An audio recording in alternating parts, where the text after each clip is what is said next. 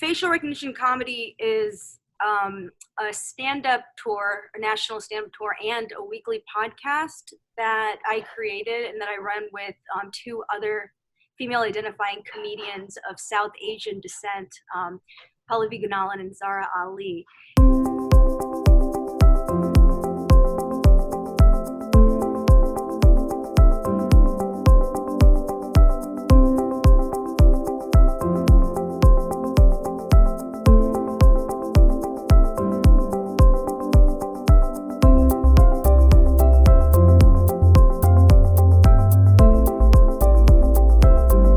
Facial recognition comedy is a stand-up tour, a national stand-up tour, and a weekly podcast that I created and that I run with two other female-identifying comedians of South Asian descent, Manan and Zara Ali.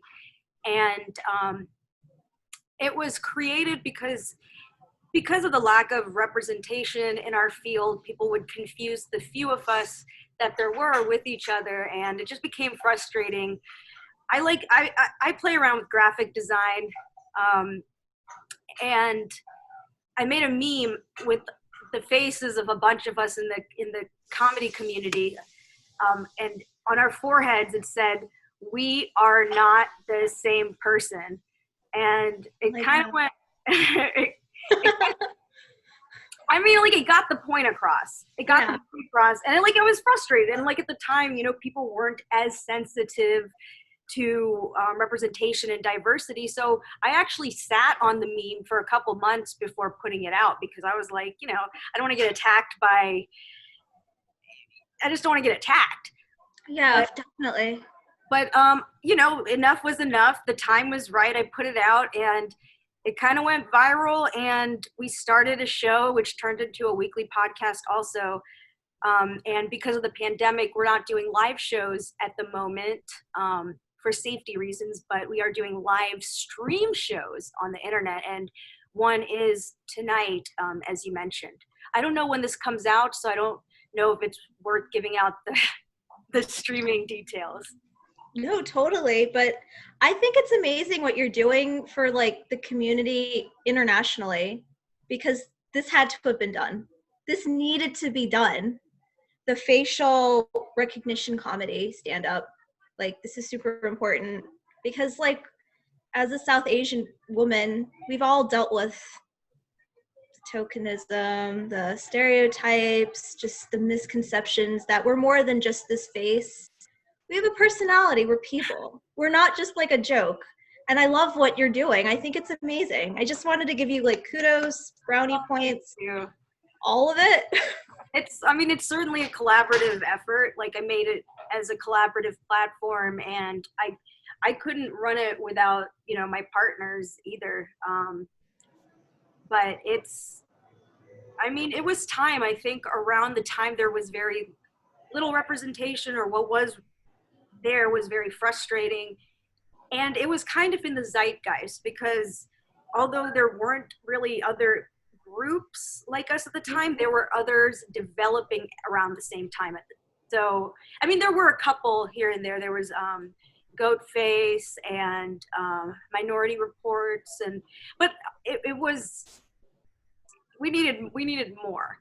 And my take on it stemmed from wanting to showcase the diversity within our demographic, specifically to highlight, the three dimensions that we have. So it's like, and to combat tokenism, as you said, because there can be more than one of us, and one of us being there does not negate the other one. It does not cancel out the other one. Our experiences are not the same. Essentially, we're not the same. You get it? Totally get it. I'm just loving and fangirling it heavily. That's all I just want to say. That's just all I want to put out. And now we'll get to the interview questions, but I just wanted to fangirl for a second. Oh, no worries. Thank you for asking, actually. Anytime. So what are your thoughts on the world of stand-up comedy in the time of the COVID-19 pandemic? How have comedians strived? How have comedians gotten creative due to the limited face-to-face engagement with fans? So I mean, it's, I don't want to say stand up is dead right now, but it's hibernating. It's hibernating. I like that.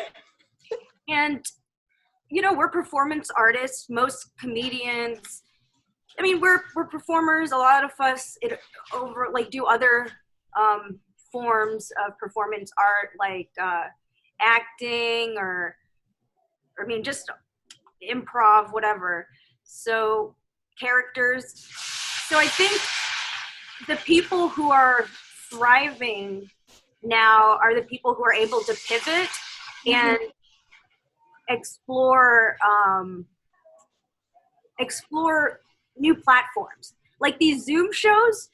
I think that was such a great, you know, way for what, like the first batch of comedians that started doing that I really admired that and sort of wanted to see how it's going to play out. And it's sort of a different art form in itself. It's like a mix of stand up and blogging or riffing, or like, it's weird. It's very weird. It's different. I enjoy it. The live streams are super fun. Um, but it's different. It's not traditional stand up. We're not in the same room feeling each other's energy in that way. It's different. It's a different platform. It is live, but it's not live in person. I think the people who are thriving again are the ones who are pivoting. And for me, I found that when I was performing every night, traveling or in Los Angeles, there's a lot of wear and tear of traveling, getting to shows, having to get ready and be in traffic.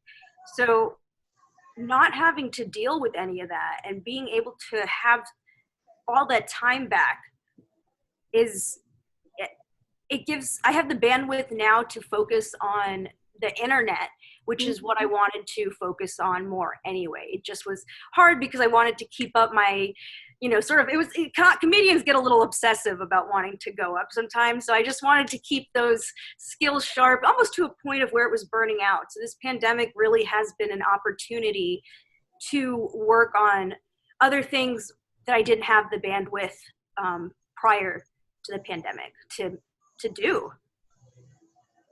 I like that perspective. It's like you're throwing a rock, but you're making it into rock candy somehow. Like you're finding the silver lining. You're doing you. You're just making things happen and growing from it. You know, like I love that. Thank you. The bandwidth. Thank you. It's, I mean, the lifestyle's different, and it's like in a way, the traditional stand-up lifestyle is not a healthy one. Like there was some study, I wish I could reference the specific study, but I think they put like, you know, they measured something in the brain of comedians before and after they perform or during performance. And like, we have the same brain reactions, chemical reactions to people who like skydive. Like, so we're in that crazy fight or flight state. And that's not normal. That's not a normal state to be in, a state of like excitement, but it's what we do. And then the fact that it's at night, so it's like our schedule is so different. And then most of us have stuff to do during the day. We're not like, so you got to wake up early. That builds up. So this has sort of been like a nice break, I think, because as much as I love stand-up, it can be rough. It can be rough. Yeah, I mean, the only reason, I don't know, you have to love it to keep doing this. You know, like people will figure out if they want to be a comedian just by doing it. They'll be like, this is not the life for me. Or some people are like, you know, I want to do it in like, I don't know. Everyone's different. I love it. You're like, let's hit the ground running. Let's do this. You got this. The energy, the vibe. I love it. You are an expert. You're a seasoned veteran. So do you have any advice for young South Asian female comedians who want to enter the industry? Yeah. I'd say my comedy advice to them would be have fun, because if you're not enjoying your time on stage, it's going to be harder for the audience to enjoy. Mm-hmm. Um, your your biggest asset is your perspective. So your biggest like gold mine for material is knowing yourself as well as possible. And sometimes to know yourself as well as possible, you have to learn to accept yourself. So don't neglect mental and emotional, psychological health, which often happens in our industry and entertainment, the entertainment industry in general. Um, I would tell them what someone told me when I moved here, that an overnight success is like 10 years. Um, unless someone is like, wins the lottery in the sense that they're cherry picked by, the right gatekeepers. And if you move here from somewhere else, you're starting from scratch. You're not really coming, you don't have your community here yet. You don't have your, and it's tough. It's tough. It takes some time, and I think definitely set goals. But everyone moves here and they think, oh, well, I'm going to make it in 2 years and I'm going to buy my parents a mansion and this and that. And it's like, it's really hard work. And having been doing this for a few years now and seeing everyone's career evolve, seeing all of our careers evolve over the years, the ones who experience a lot of success work very, very, very hard. So you get what you put in, but don't put in so much at the expense that you're going to burn out, because you need a body to be able to do all this. So I don't know, it's finding that balance, because also like when you do see people killing it, it just does take it just takes a lot. It takes a lot. Like I'm personally not interested in having kids, so that gives me some more time to focus on this stuff. But yeah, otherwise, like, what, I think everyone should have the dignity of their own experience. So I'd say, what, if any of that resonates, feel free to use it. If it doesn't, throw it away, have your own experience. But I mean, you see a lot of stuff in Hollywood. I think that's awesome advice. Oh, thank you. It's candid. It's like, just do it, but there will be hardships, but don't quit. Have the grit. And just Yeah. Or if it's not for you, that's fine too. It's just, I think, expecting it to be a cakewalk is just unrealistic. Mm-hmm.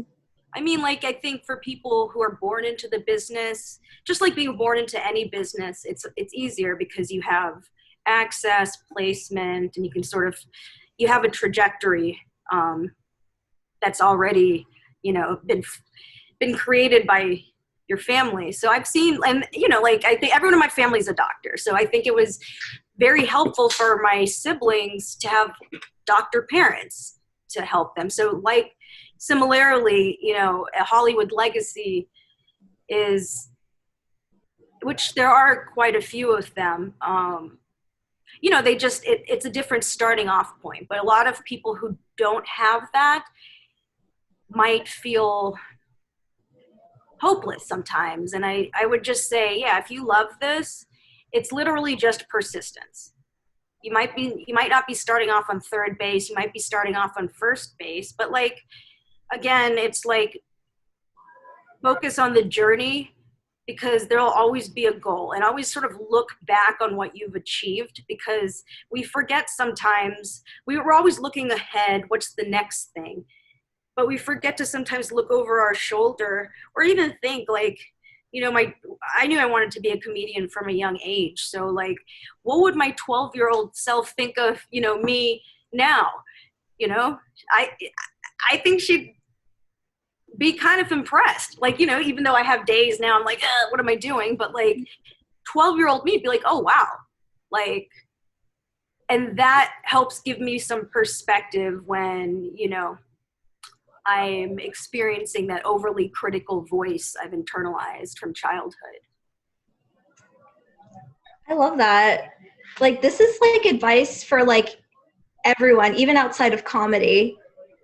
Like, if you're feeling unsure of your goals and accomplishments, talk to your 12-year-old self about Yeah. what you've like. That's really good advice overall, I think.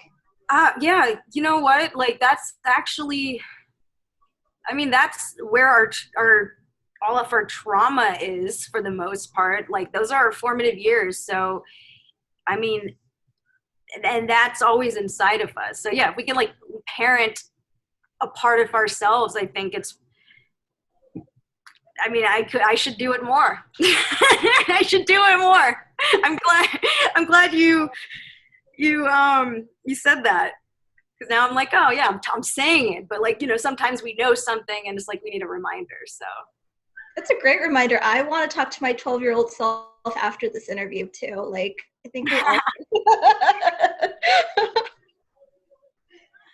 Anyway, next question.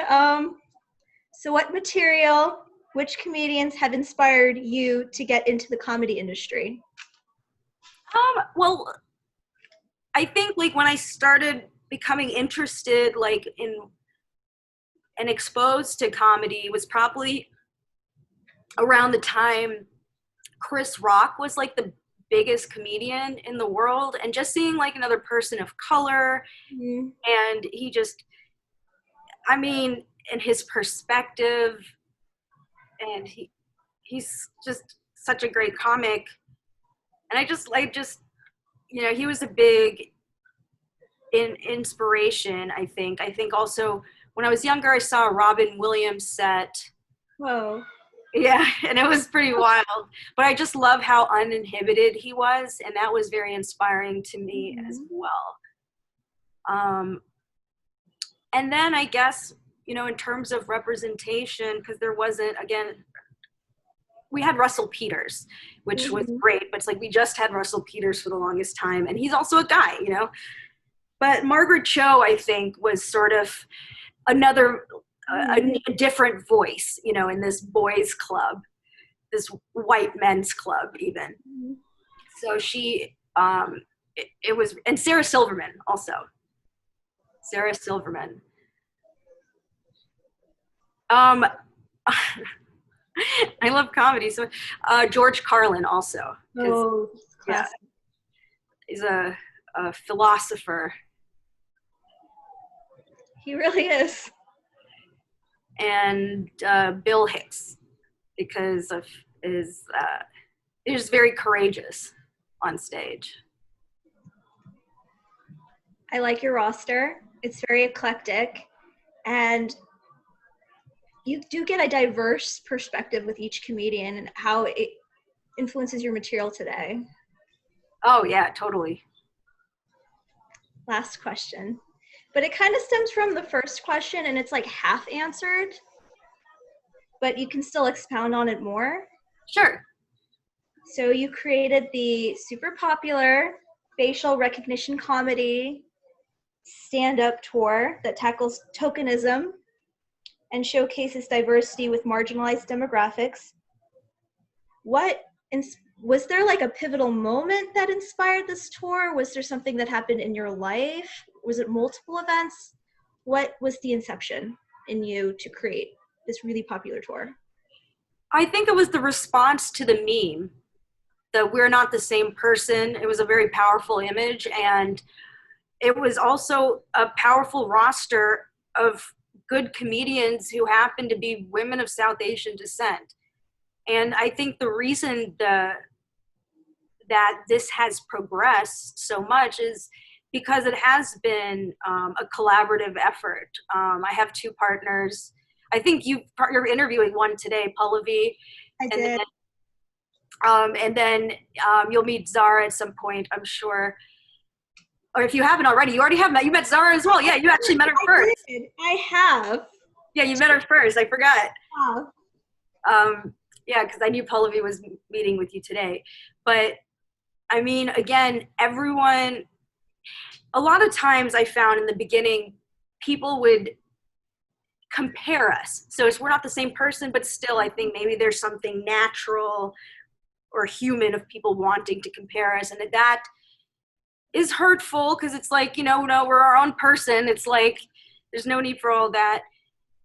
But it was sort of like the whole Destiny's Child type of thing, or like Diana Ross and the Supremes. And it's like, no, there's no, everyone here, it's more of the Avengers than those things.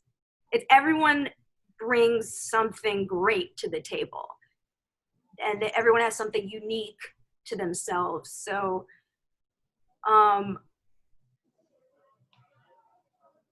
yeah, I guess that I couldn't have done it alone. I made the meme and I just had a lot of passion about it. And then I found two people very early on, who were interested, Zara and Pallavi, and we just sort of built this thing.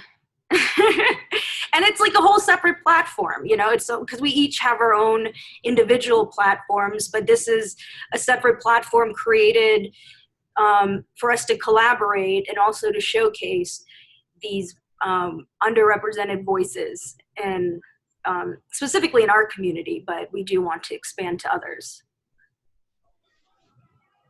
No, that makes total sense. Well, okay, I have like a mini one last question, like a chicken nugget. Now I want a chicken nugget.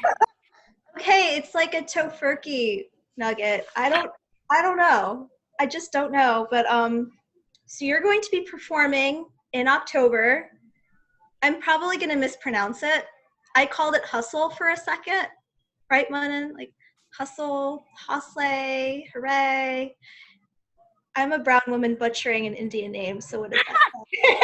But it's gonna be hilarious. People forget there's so many languages and cultures in India. We don't know there's dozens and hundreds maybe of languages and dialects. Like, how would we know everyone's, name necessarily? Like, some of these names have like 13 syllables. I don't know. It's like, come on. Like, if we don't have a reference point, like, it's not like I grew up in Florida, like, yeah, I knew a couple Lakshmis or, Priyankas here and there, but like, Uttam Chandanis, and, like, you get what you get. And then when you don't have a reference for, you do your best, So the question is, or maybe I butchered the question. Would you be open to sharing like a small little chicken nugget, a little sample of the show in October of what you would be performing? Like sneak peek? Oh, I mean, probably what I just did right there is usually. Oh, was that a sneak peek? Yeah, I mean, like, what I do is, I have my jokes, obviously, but how I am as a performer is, like, I like to be very present. So I like to sort of deal with what's in the zeitgeist, which, and sometimes the best moments in stand-up come from a riff. And I mean, like, yeah, I guess in that moment, it was like, that's sort of my style. And then I have my jokes. You can, if you want to go online, a lot of my stuff is on Instagram and YouTube. I'm sure the spelling, my name is, I don't need to spell my name on here, do I? Fizaadosani. Like, just in case, one Z and two A's. But yeah, so I do have my more traditional stand-up material when we did have more traditional, like, stand-up in rooms.